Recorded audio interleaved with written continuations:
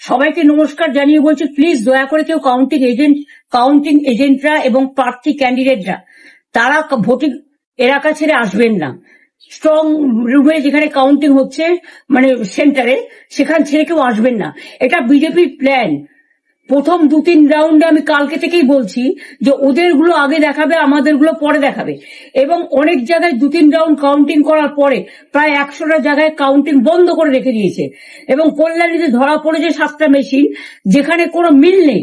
এটা total force, police central ফোর্সকে দিয়ে চারিদিকে তৃণমূল কংগ্রেসের উপর অত্যাচার করছে, অফিস ভাঙছে, জোর করে দখল করছে।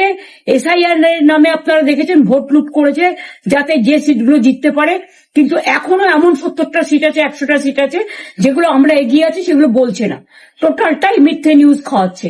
আগে ডিআইসিও এই খবরগুলো দিত, কিন্তু তাকে কালকে চেঞ্জ করে দেওয়া হয়েছে।